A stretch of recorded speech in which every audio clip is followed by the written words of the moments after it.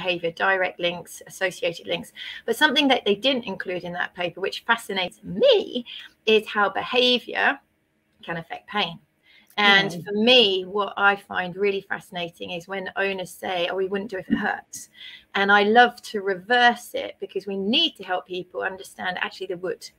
And as their advocates, as their caregivers, as their brains, we have to try and foresee when they're going to overdo it, when they're doing things that are actually going to make their disease state worse. And in the long run, they're going to be more painful, which is what we're trying to prevent. So today, I was going to say, like, on that, there are kind of two stages to that, because there's like the perception of pain and how well it correlates to what's going on biologically. So, you know, whether the animal is actually damaging its joints. So how well their perception of pain correlates to that damage.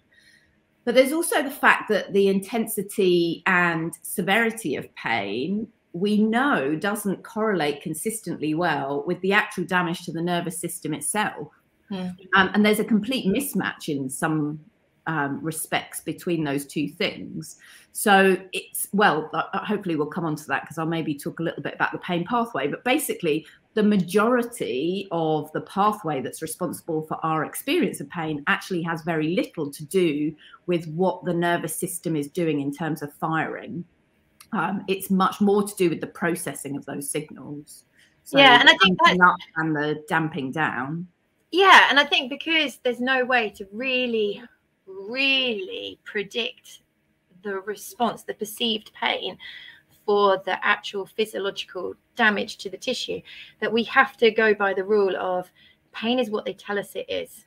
And that's really important. So a real take home, the first big take home is, no matter what the x-ray says, no matter what you think it should feel like, you have to listen to what they tell you it feels like. And that might mean that you've